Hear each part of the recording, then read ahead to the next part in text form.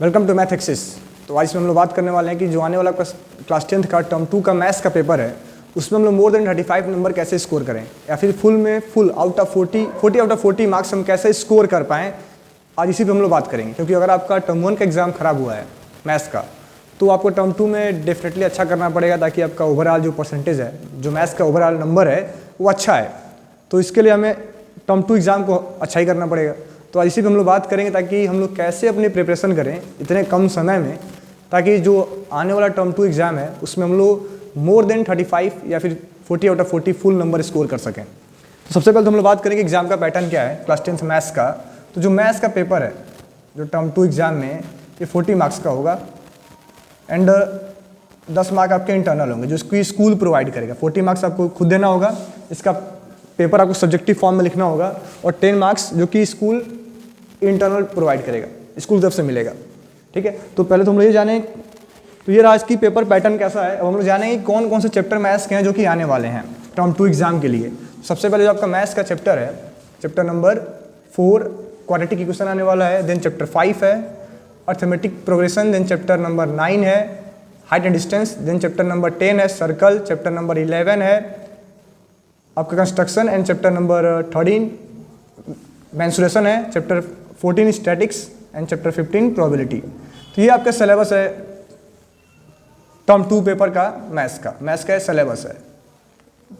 ठीक है, तो हम लोग इसी पे चर्चा करेंगे कैसे अपने हम प्रिपरेशन करें, कौन सी बुक हमें पढ़ना है, क्या कुछ हमें करना है इन कम टाइम में, जो कि आपके पास काफ़ी कम समय है। इस कम समय में क्या कुछ करना है ताकि हम लोग टर्म 2 में अच्छा नंबर स्कोर कर सकें। तो ये सिलेबस है जिनको हमें पढ़ना है। तो सबसे पहले तो हम लोग बात करेंगे हमें कौन सी जो बुक्स हैं जिनको हमें पढ़ना है। ठीक है, इस वीडियो को आप आखिरी तक देखें, क्योंकि आपको आखिरी में बताया जाएगा कि हम क्या कुछ करें, कैसे अपने चैप्टर्स को रिवाइज करें इन कम समय में, ताकि हम लोग अच्छा नंबर स्कोर कर पाएँ। क्योंकि देखिए पढ़ता सब कोई है, हर एक बच्चा पढ़ रहा होता है, क्योंकि बोर्ड का 10th का बोर्ड का पेपर है। कोई बहुत कम बच्चे ऐसे होते हैं जो लापरवाही करते हैं, सभी कोई पढ़ाई करता है, सब कोई चाहता है कि हमारा नंबर अच्छा है, लेकिन उन्हीं बच्चों का मार्क्स अच्छा आता है जो अपना रिवीजन सही से कर पाते हैं। तो इस वीडियो के लास्ट में आपको यही चीज़ बताया जाए कि हम अपने रिवीजन को कैसे करें, ताकि हम लोग अच्छे से कैसे बुक्स को रिवाइज करें, कैसे चैप्टर रिवाइज करें, ताकि हम लोग अच्छा नंबर स्कोर कर पाएँ। तो इस वीडियो को आखिरी तक देखें, और अगर ये वीडियो आपको अच्छा लगे तो हमारे चैनल को सब्सक्राइब कर लें एंड वीडियो को लाइक कर दें। तो सबसे पहले तो हम लोग बात करेंगे कौन कौन से बुक्स को हमें पढ़ना है। तो पहला तो सबसे जो मस्ट किताब है NCERT, जो NCERT का मैथ्स का बुक है आपका, इसको तो हमें 100% काफ़ी अच्छे से सॉल्व करना है। उसके बाद से NCERT का किताब है एग्जाम्पलर, NCERT का आता है एग्जाम्पलर क्लास 10th का, उसको कर लेना है। और देन कुछ 5-6 साल के प्रीवियस ईयर क्वेश्चंस, कितने साल के, 5-6 साल, कम से कम 5 से 6 साल के प्रीवियस ईयर क्वेश्चन को हमें सॉल्व करना है हर एक चैप्टर के, कि जो कि अब PYQ का मतलब क्या है, तो प्रीवियस ईयर क्वेश्चन जो कि आपके इसके पहले जो भी बोर्ड एग्जाम हुए थे क्लास 10th के, जो क्वेश्चंस आ रखे हैं उनको हमें अच्छे से प्रैक्टिस करना है, कम से कम 5 से 6 साल के। अगर आप 10 साल तक का प्रीवियस ईयर प्रैक्टिस करते हैं तो सबसे अच्छा रहेगा, कि अगर आप 10 साल के प्रीवियस ईयर क्वेश्चन को प्रैक्टिस कर सकें तो सबसे अच्छी बात होगी ये। लेकिन कम से कम हमें क्या करना है कि कम से कम 5 से 6 साल के प्रीवियस ईयर को हमें 100% रिवाइज करना है। ठीक है, और ये जो बुक्स हैं NCERT और NCERT एग्जाम्पलर, ये तो मस्ट है, इन्हें तो हमें सॉल्व करना ही करना है। और अगर आप प्रीवियस ईयर क्वेश्चन सॉल्व कर लेते हैं तो आपको अदर कोई बुक जैसे कि RS अग्रवाल, RD शर्मा या फिर जो भी कोई अदर बुक है उसको सॉल्व करने की कोई विशेष ज़रूरत नहीं है। हाँ, अगर आप इनको बुक्स को पहले से फॉलो कर रहे हैं, टर्म 1 एग्जाम में भी आपने अगर इनको सॉल्व किया है, इनको पढ़ा है, तो काफ़ी अच्छी बात है, तब तो आप इनको पढ़ें। और अगर आप टर्म 2 एग्जाम में इनको पढ़ना शुरू कर रहे हैं तो मेरा राय यही रहेगा कि इनको शुरू करने से कोई फ़ायदा नहीं है। आप लोग ज़्यादा फोकस किस पे करें, NCERT और NCERT एग्जाम्पलर पे, और जो भी प्रीवियस ईयर क्वेश्चन हैं। ठीक है, अगर आपको प्रीवियस ईयर क्वेश्चन नहीं मिल रहा है तो हमारे चैनल पे आप बने रहें, आपको सभी चैप्टर्स के प्रीवियस ईयर क्वेश्चन की वीडियो, हर एक क्वेश्चन को अलग अलग तरीके से डिस्कस किया जाएगा, हर एक क्वेश्चन का एक सिंगल वीडियो मिलेगा हर एक चैप्टर का, और उसको उसमें डिस्कस किया जाएगा कैसे उसको हमें सॉल्व करना है, क्या उसका मतलब है, कैसे उसका सॉल्यूशन हम कर सकते हैं। ठीक है, तो अगर आपने अभी तक RS अग्रवाल या फिर RD शर्मा सॉल्व नहीं किया है तो इनको दोबारा इस समय स्टार्ट करने का कोई मतलब नहीं है, कोई बहुत ज़्यादा फायदा नहीं है, क्योंकि टाइम बहुत कम है हमारे पास और कोई बेनिफिट नहीं मिलने वाला। तो हम लोग किस पे ज़्यादा फोकस करें, तो NCERT और NCERT एग्जाम्पलर पे एंड प्रीवियस ईयर क्वेश्चंस पे। ठीक है, इनको अगर हम अच्छे से प्रैक्टिस करते हैं तो 100% हमारा मार्क्स अच्छा आएगा। अब देखिए, क्योंकि लड़का क्लास 10th में है, बोर्ड का एग्जाम है, तो जाहिर सी बात है बच्चा तो सीरियस है ही, और टर्म 1 एग्जाम अगर खराब हुआ है तो टर्म 2 एग्जाम अच्छा करने के लिए और ज़्यादा सीरियस है। तो सभी बच्चे क्या करते हैं, एनसीईआरटी और एनसीईआरटी एग्जाम्पल तो सब कोई सॉल्व करता है, लेकिन जो बच्चा 95% स्कोर कर रहा है इसके पढ़ने के तरीके में, और जो बच्चा 60% स्कोर कर रहा है इसके पढ़ने के तरीके में थोड़ा सा एक मेजर डिफरेंस होता है, जो कि होता है किसका डिफरेंस, तो रिवीजन का। ठीक है, तो आप वीडियो को आखिरी तक देखें। जो रिवीजन करने की टेक्निक है आपको ये बताई जाएगी कि कैसे हम अपने चैप्टर्स को अच्छे से रिवाइज करें ताकि अच्छा नंबर हम लोग स्कोर कर पाएँ। कि जब मैं भी क्लास 10th में था तो हम लोग के समय भी जो आपका सीबीएसई क्लास 10th का एग्जाम है वो 2 शिफ्ट में हुआ था, टर्म 1 एंड टर्म 2। और जिस साल मैंने क्लास 10th क्वालिफाई किया उसी साल के बाद से आपका ये पैटर्न चेंज हो गया, सिर्फ सिंगल पेपर होने लगा, सिंगल पेपर हुआ मैथ्स का। ठीक है, तो हमने भी टर्म 1 2 टर्म में पेपर को दिया है, टर्म 1 और टर्म 2 में। और टर्म 2 का पेपर में हम लोग समय सीजीपीए आया करता था, सीजीपीए के फॉर्म में मार्क्स आते थे सीजीपीए। तो इस फॉर्म में मेरा 9.5 सीजीपीए आया था मैथ्स में। ठीक है, तो आज उसी पे हम लोग उस तरीके से बात करेंगे कि किस तरीके से हम अपने बुक क्वेश्चंस को रिवाइज करें, अपने चैप्टर को रिवाइज करें ताकि इस कम टाइम में हम लोग अच्छा स्कोर कर पाएँ।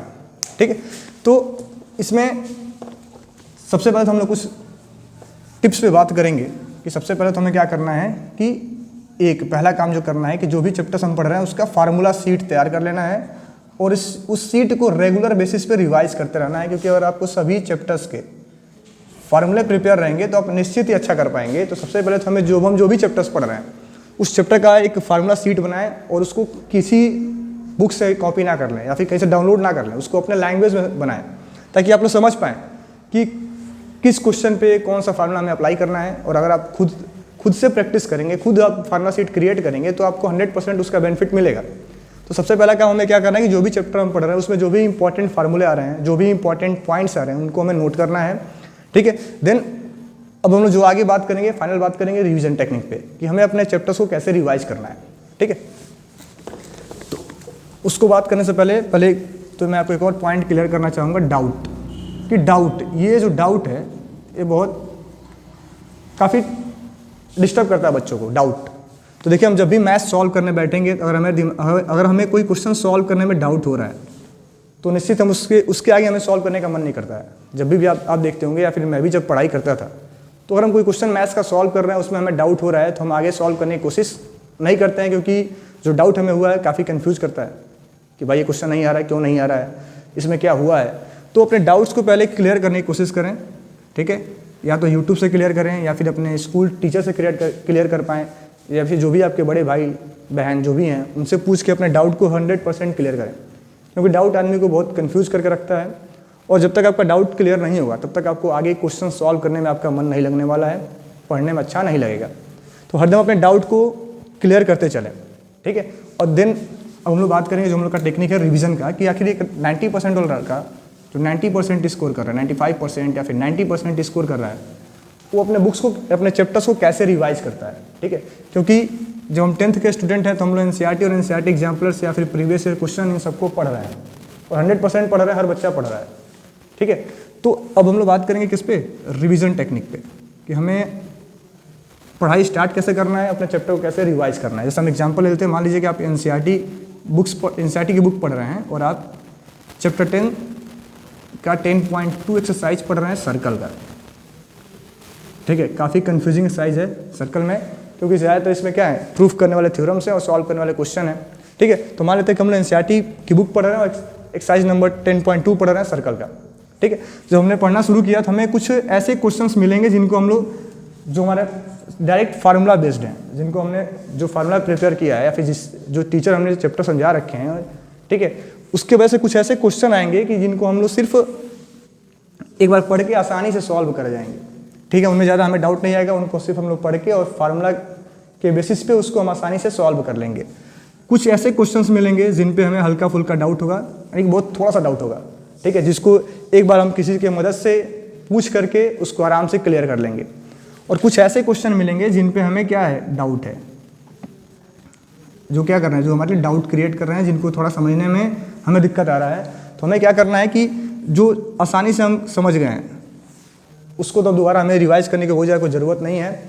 ठीक है, हाँ, लेकिन जिन पे हल्का फुल्का डाउट है या फिर जिन पे बहुत ज़्यादा डाउट है, जिस पे जो डाउट वाला क्वेश्चन है, इसको तो आप एकदम मार्क कर लें, या तो हाइलाइटर से हाईलाइट कर दें, चाहे कुछ भी करके इसको डार्क मोड में रख लें, इसको मार्क कर लें, ताकि जब आप अपने होल सिलेबस को पढ़ने के बाद जब अपने चैप्टर्स को रिवाइज करने रिटर्न वापस आएँ तो हमें रिवीजन कैसे करना है, तो हमें जो क्वेश्चन हमें आते हैं इन पे अपना समय बर्बाद करने की कोई ज़रूरत नहीं है, क्योंकि टाइम बहुत कम रहेगा और जब तक आप सभी क्वेश्चन को अच्छे से रिवाइज नहीं करेंगे मार्क्स अच्छा आने वाला नहीं है।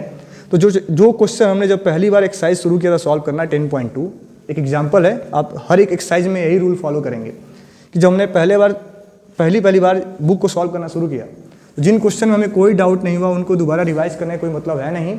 जिनमें थोड़ा बहुत डाउट हुआ इसको जब हम सेकेंड टाइम रिवीजन करेंगे, सेकेंड टाइम जब हम लोग रिवीजन कर रहे हैं तो ये डाउट भी शायद आपके ख़त्म हो जाएंगे, क्योंकि आप पहली बार में समझ गए थे, तो ये डाउट भी आपका क्लियर हो जाएगा। इसको भी आप क्या कर लें, तो इसको भी आप मार्क कर लें कि हमें इससे ज़्यादा पढ़ने की ज़रूरत नहीं है। लेकिन जो आपका डाउट है, जो आपको ज़्यादा डिस्टर्ब किया था पहली बार, जिसको आपको अपने टीचर से पूछना पड़ गया था या फिर अपने टीचर की मदद से इसको सॉल्व करना पड़ गया था, इस डाउट को आप आखिरी समय तक रिवाइज करते रहें और अच्छे से रिवाइज करें, इसको हरदम हाईलाइट करके रखें। क्योंकि तो अभी हम लोग बात कर रहे थे कि हमको अपने बुक्स को कैसे रिवाइज करना है, क्योंकि जब हम एग्जाम के समय रिवीजन करने जाएंगे तो अपने पास ज़्यादा टाइम होगा नहीं, तो हर एक क्वेश्चन को रिवाइज करना काफ़ी मुश्किल होता है। तो इसलिए हमने अपने रिवीजन जो भी हम एक्सरसाइज पढ़ रहे थे, जो एक्सरसाइज 10.2 का मैंने आपको एग्जांपल दिया था, इसको 3 कैटेगरी में डिवाइड किया गया। पहला कैटेगरी क्या था कि जो क्वेश्चन हमें समझ में आया था उसको दोबारा पढ़ने का कोई मतलब नहीं है। कुछ क्वेश्चन ऐसे थे जिनको जब हम सेकेंड टाइम रिवीजन कर रहे हैं तो उनका डाउट क्लियर हो चुका है, हमको अच्छे से समझ में आ रहा है। और कुछ क्वेश्चन ऐसे जो कि डाउट में है, जो कि हमें थोड़ा सा डिस्टर्ब किए हुए थे, इनको हम अगेन रिवाइज कर रहे हैं। ठीक है, तो रिवीजन का सबसे मतलब कि प्रो टिप्स कह सकते हैं यही है कि आप अपने बुक्स अपने हर एक एक्सरसाइज को 3 कैटेगरी में डिवाइड कर दें। पहला जो कि है जो डायरेक्ट फार्मूला वाले क्वेश्चन है, जो डायरेक्ट आपसे हो जा रहे हैं, उनको दोबारा रिपीट करने का कोई मतलब नहीं है। सेकेंड है जो सेकेंड टाइम रिवीजन में आपका डाउट क्लियर हो गया, और जो थर्ड डाउट है जो आपको आखिरी तक परेशान किए हुआ है, इसको आप हाईलाइट करके रखें, इसको आप अगेन रिवाइज करते रहें। ठीक है, तो आपको इस पूरे वीडियो से 3 टिप्स मिले होंगे कि पहले तो हमें करना क्या है, जो हमारा जब बोर्ड एग्जाम आए, जब रिवीजन का टाइम है, तो पहले तो हमें कोई भी डाउट अपने दिमाग में रखना नहीं है, उसको मतलब कि क्लियर करते हुए चलना है, आगे बढ़ते चलना है, उसको सॉल्व करते हुए। सेकेंड पॉइंट है कि हर चैप्टर का अपना खुद से हैंड रिटन फार्मूला शीट आपके पास हो। ठीक है, जिसको आप खुद बनाए हो, ऐसा नहीं कहीं किसी से फोटोकॉपी करा के ले लिया है, खुद बनाया हुआ फार्मूला शीट आपके पास होना चाहिए।